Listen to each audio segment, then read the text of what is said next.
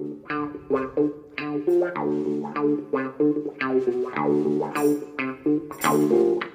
evening, Gary. Good evening, CC, and welcome all to our weekly podcast. Terry Curran, Curran View of the Isle of Hillsborough, Mr. Terry Curran.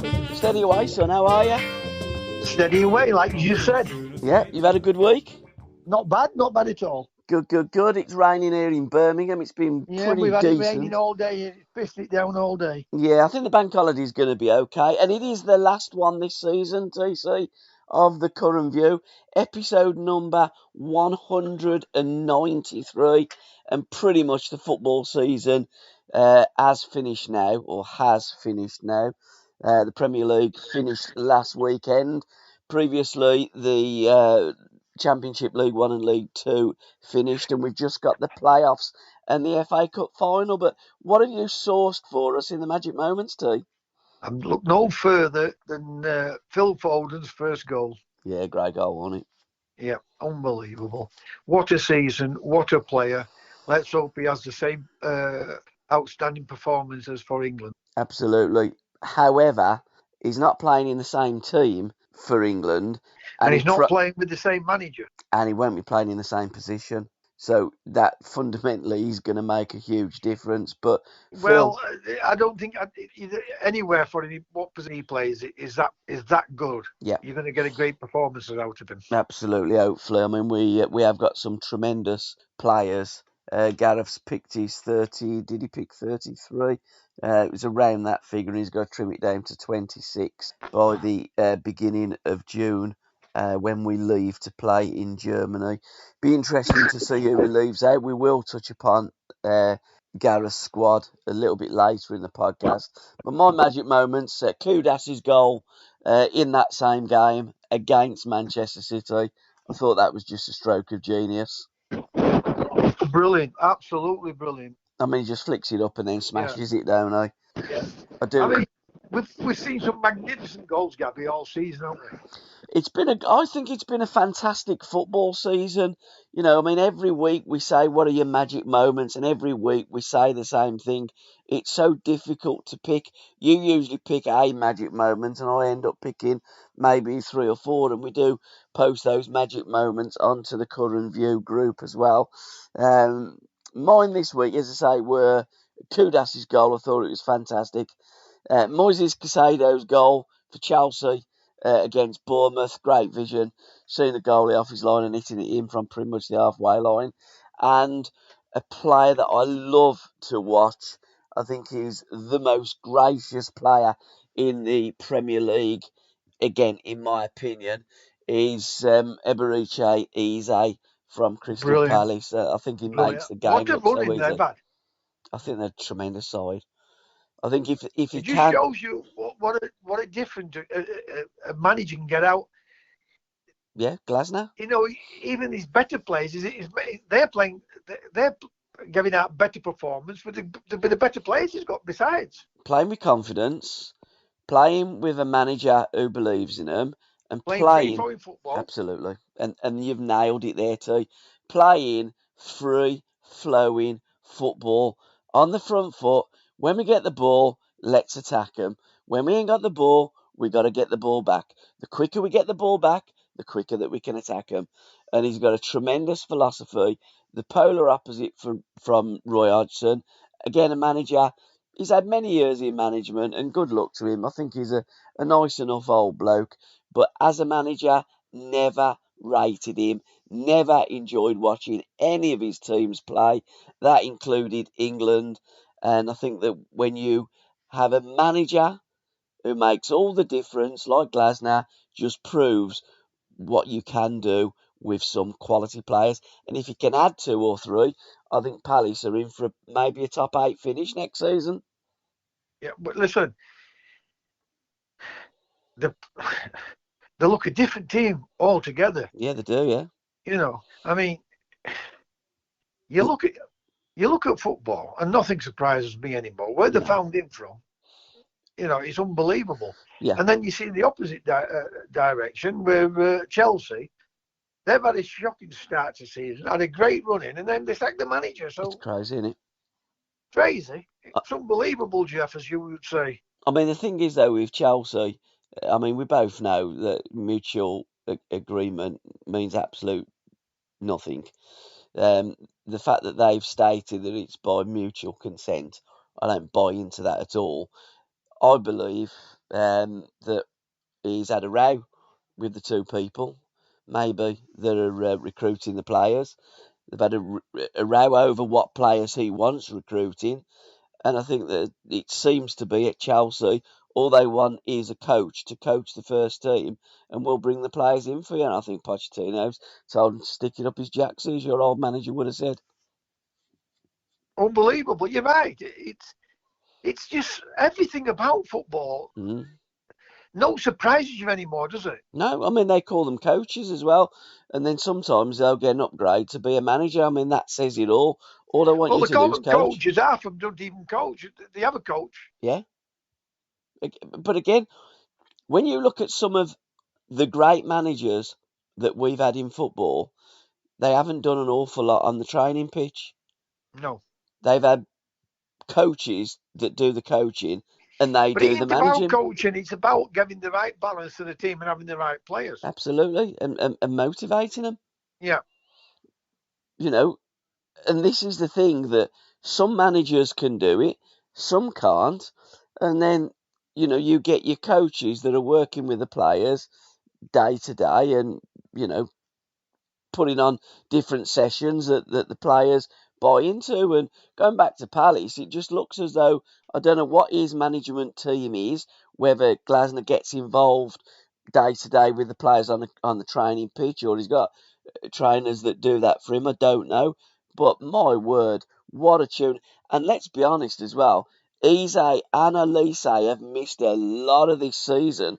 So, had he have had the whole season and those players, and Gay as well has been injured for Yeah, most of the you've season, got to Wharton have only just bought him. add that manager if he'd have been there at the beginning of the season. Absolutely, You've 100%. got to add that Yeah. because if Cece had been fit all season, it might not have been, still might not have gone their way. No. I mean, again, we don't know because that's something, it's hypothetical and we can't answer it.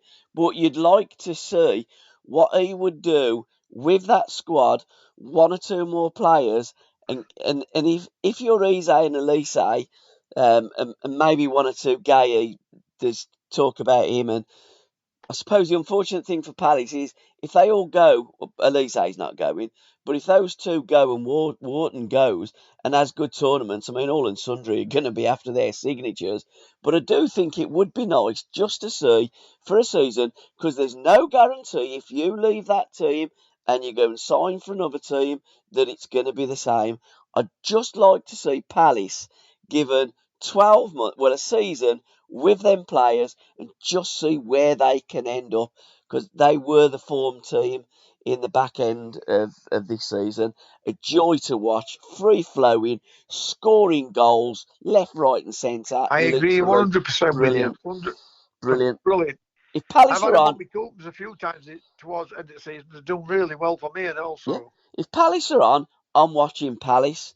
Other teams in the Premier League, if they're on, I'll probably watch Coronation Street. You know what I mean? but Oh, I don't know about that. Now, I probably won't go that far, T, but I like to be entertained. And in terms of Eze, absolutely chuffed for the kid to be called up. He's a player that, if you remember, he did have a bad injury.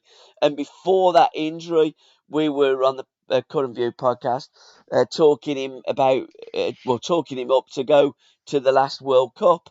Because we've been fans of Eze for some time. But Atlanta you just know as opened well the as league. I do, you've had the English managers, Yeah, absolutely. and majority of them don't really fancy him. No. Right? And Where'd you play him, they'll repeating the say? thing with Zidane, Yeah. there was a lot of people, Mm, coaches with Zidane, and yeah. not one of them wanted to take him. I know. Blackburn Rovers of all cases, undoubtedly. At Newcastle United? Yeah, I mean, with Sid, not Barry Siddle. What am I thinking of? Silky. What the kid? What they call him? Bloody Silk. Barry Silky, Silkman. yeah. Silky. Unbelievable, isn't it? He told Kevin But Keegan. Blackburn, get it down leash.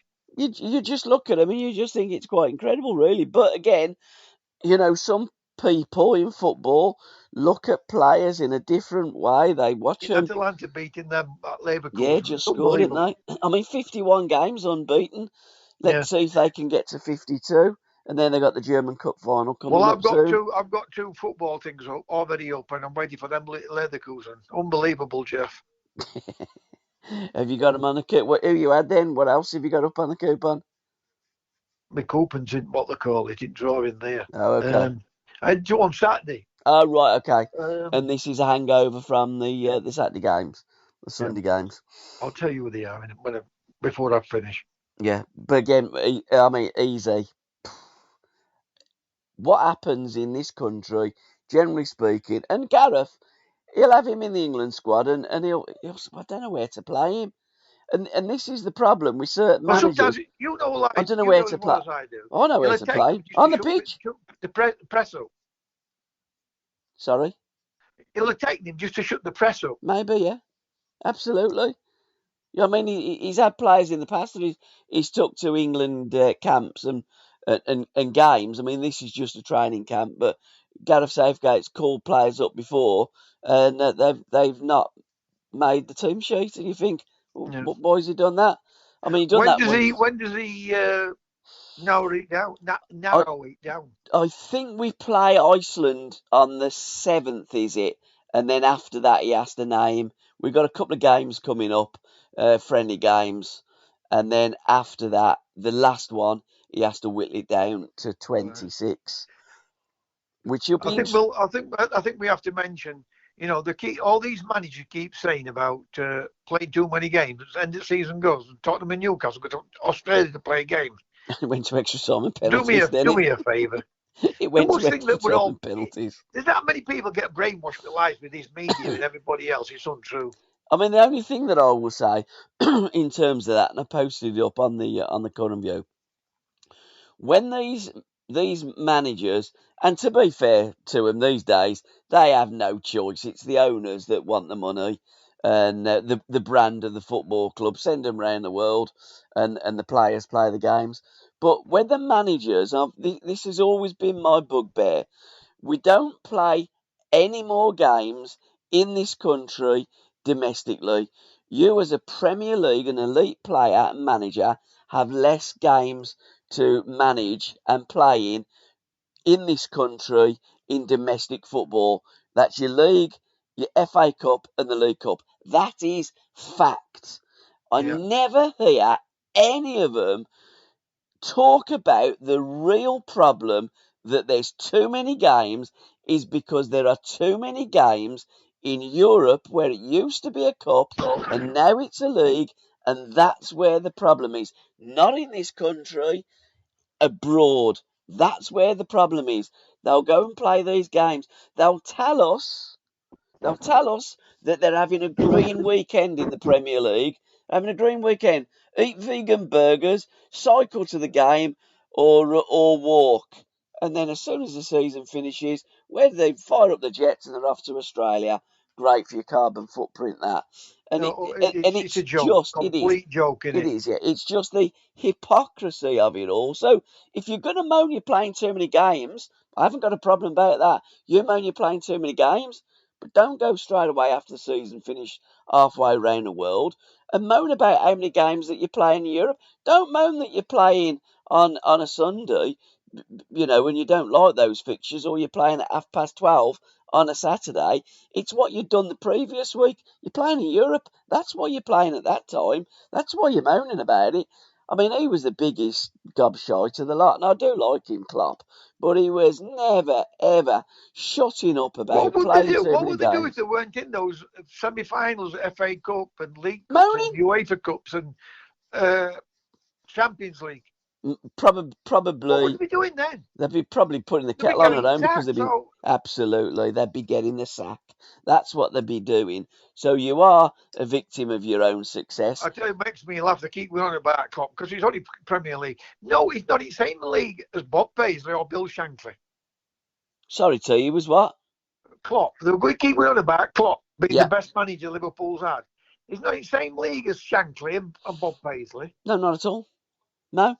And I think that these days, okay, yes, there's Manchester City, and as Cloughie always used to say, there's only one club that can win the league. And you've got the cups, and Manchester City really have had a monopoly. Well, they've monopolised uh, certainly English football, and they've done pretty well in the Champions League as well. But you've only had Manchester City. I think back in your day when you were playing, it was more difficult to win a league. You got smaller squads. You'd got pitches that certainly are not comparable to the pitches today.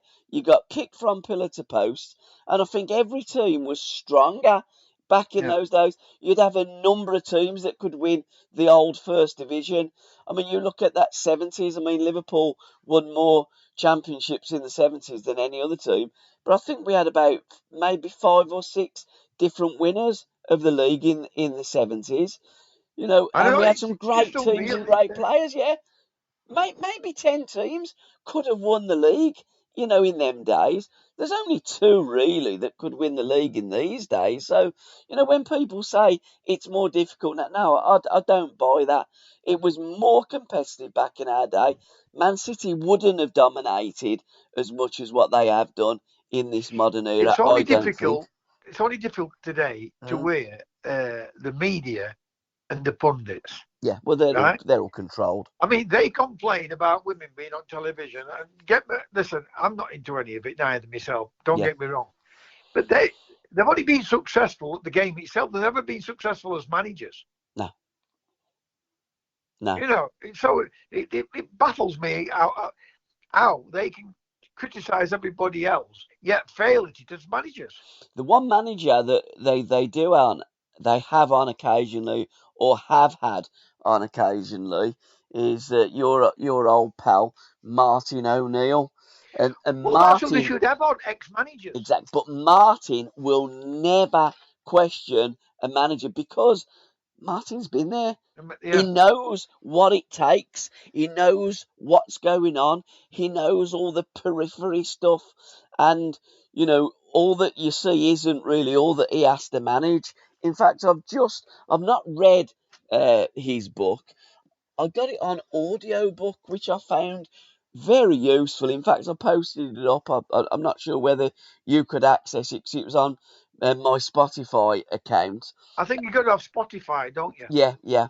So, I mean, I've got access to a number of audiobooks through my Spotify account. Martin O'Neill, on days like these, My Life in Football was one of them. He gives you a great mention, and he did talk about Forest. 'Cause he talks about the whole of his career. I mean, it starts off brilliantly when he's a 4-year-old. He jumps out the window to give his sister a hug.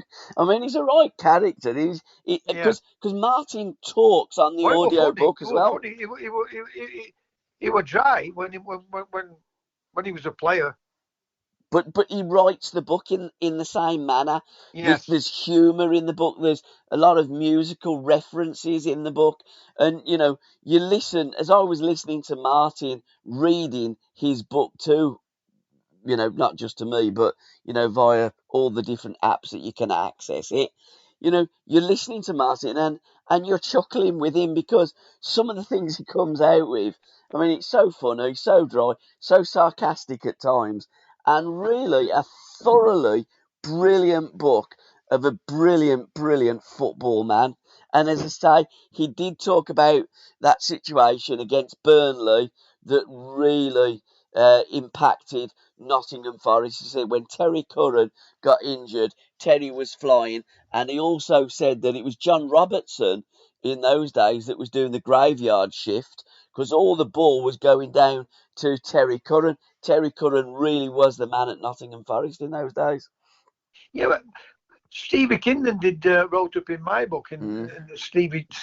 But a lot of the players used to tell me, mm, the managers were petrified of playing against you, mm. petrified before you got injured. And even when I went and to play for Sheffield Wednesday and that, Yeah, I know a lot of players then would say to me, that's all we heard from managers say. You cannot let him get on the ball. You've mm, either got to stop him or bring him down, foul him. You know what I yeah. mean?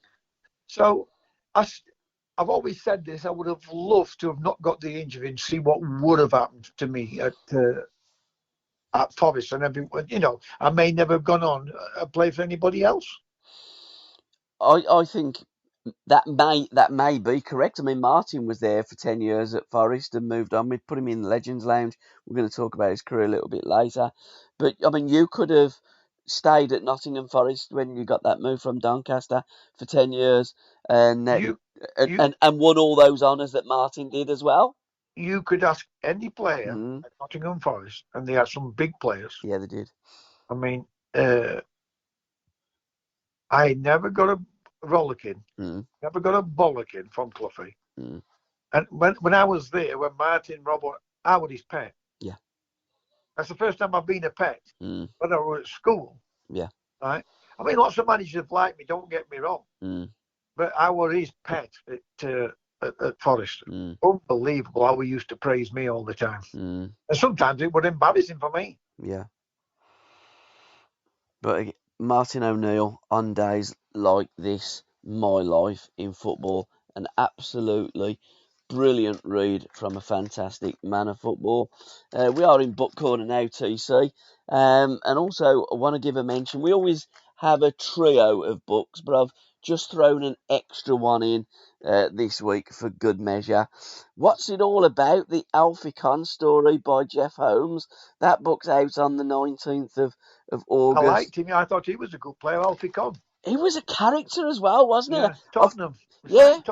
Tottenham, but he was obviously Scottish. Come down from Rangers, didn't he? Yeah. And played for Tottenham.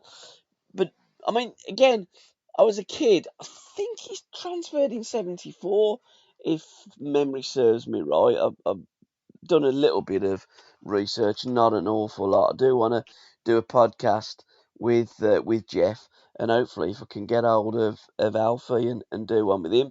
But, I mean, visually, he looked a bit like you, didn't he, Alfie Conn? He got more fair hair. Yeah. Same type of hairstyle, same type of player, really, in one sense. He was, yeah, because... I'll see if I can get your number. I'll see if I can get his number for you, Gabby. Oh, okay. Because again, Alfie was a showman. He was like you. I would imagine his manager or managers having a little bit of a pop at times because, I mean, if memory serves me right, didn't he get a bit stick the one day when he sat on a ball? I mean, he would do stuff like that. I mean, you go round the goalkeeper, get your hands and knees and nod the ball into the back of the net. These are things that young kids... I got a bollocking when he even went to the toilet, me, from Jack. But these are the things 2-0 to Atlanta now. The same fella scored You're joking. Again. No, 2-0. I mean, unbelievable. You can't believe it, can you?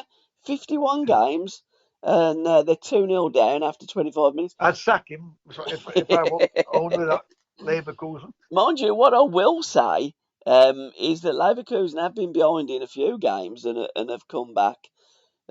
So the game isn't over. Gabby, it's early. So they'll not be coming back tonight. I mean, to be fair to you, if you're going to go 2 goals down, you're best going down by 2 goals after 25 minutes and 85 minutes, ain't you? At least they have got a lot of the game to pull those I'm sure goals back. Said they've got some of the one or two of the players out. I'm not sure. But it has been an out season, I suppose, hasn't it? Absolutely fantastic. And they've gone all season without getting beaten till half. Yeah. You're a Jonah. But going back to Alfie Conn. Now, you mean I'm a Jonah? What, Jonah Witness? but you say, going back to Alfie Conn, a great character. Don't think he got as many Scotland caps as he should have. But I think that'll be a tremendous book. I have made contact with Jeff, and I say I'm trying to get a podcast with both Jeff and Alfie. And when we start back up again in August, because we are going to have a bit of a break, we may be doing stuff during the Euros. I'm looking forward to the Euros, TC. But Alfie Conn's book will be book of the month for August. Thirdly, Under the Floodlights, 60 Years of the Football League Cup by Rob Carlos. I've given it a few now. I'm not sure, did you get contacted to talk about that book, about the League Cup finals? I may have done, Gabby, I'm not sure. But I know that I'd certainly given him and had a chat with you, Steve Perryman, Uddy. Yeah, I think I may have. I think Kenny Hibbett as well. There was Don Rogers definitely. He's in there because I've seen a picture. He went and met Don at his sports shop in Swindon. So that looks to be a fantastic. Has he still got book. a sports shop in Swindon then? Yeah, still got it. Yeah. Oh, brilliant! Been working in that shop since I think he said about 1967. I mean, while he were a player, he got that sports shop. Yeah, Ted McDougall had sports shops. Oh, okay. Because I thought that Don, when he'd finished playing football, because lots of footballers go into buying pubs or insurance or whatever, and I thought after his career finished, he went and bought a sports shop. But no, he had a sports shop during his career. So he's in that. He's definitely in that book. Under the Floodlights, 60 years of the Football League Cup by Rob Carlos, and I think it was a book that needed to be written. There's many books about the FA Cup, but not any book about the League Cup. So this will be a great read by Rob Carlos and Jimmy Armfield, the authorised biography by Rob Cayley. That caught my eye as well. Jimmy Armfield, another great football man, wasn't he, Jimmy? Yeah, brilliant. Did you ever come across Jimmy Armfield? Oh, a few times. Yeah, but I told you I met his son. Okay. I went to do an after dinner speech up near Blackpool. Yeah. And I met his son and all. So yeah, I met Jimmy a few times. Yeah, lovely bloke, well, a great player and all. And must have some balls because he took over Leeds United after Cloughie of 44 days, who'd superseded Don Revie of many years, who probably put together, again, it's all opinions in football, the great Leeds United team. And I think that if the Leeds United team played against that Manchester City team, I think it would be a great spectacle. And I think that Leeds United team are the best team that I've ever seen play football. They're as good as a team as I've ever seen. Well, they're the best footballing team in this country when you go back on it up till this Manchester City team. I think that they're a better watch as well for me than Man. I mean, I like to watch Man City, I do. I've been a bit disappointed this season that Jack hasn't played as much, but I think he has carried one or two knocks and niggles. But I do like to see Grealish play. I think Phil Foden has been outstanding. De Bruyne's been off a little bit with injuries, but I mean they are a great team. They're a great squad. But that Leeds United team didn't have the depth in squad, and they had to play all of those games. When these modern day players are going on about playing too many games, you look how many games the great Leeds United team played in the 60s and the early 70s, because they would have played at least as many as Manchester City with maybe 14, 15 players, not 25.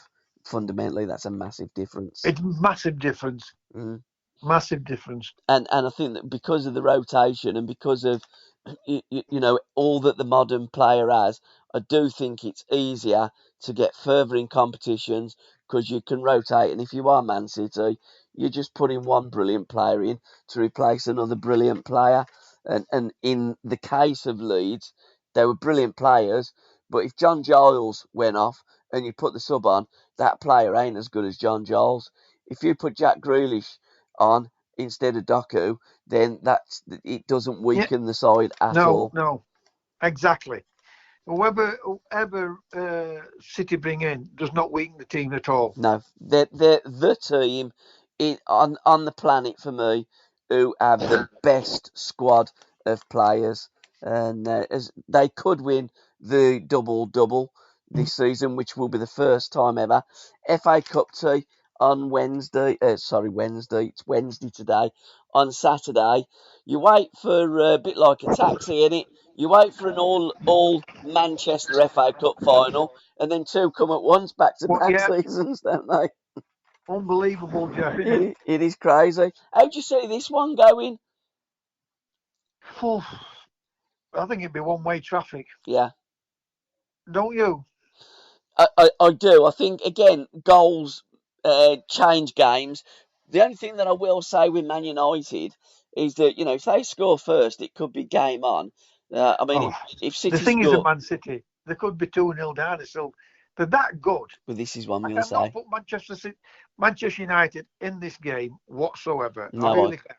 I can't. And I think that the game that pretty much summed up Manchester United this... And to listen to the rest of this podcast, head on over to www.patreon.com/SRB Media. Thank you.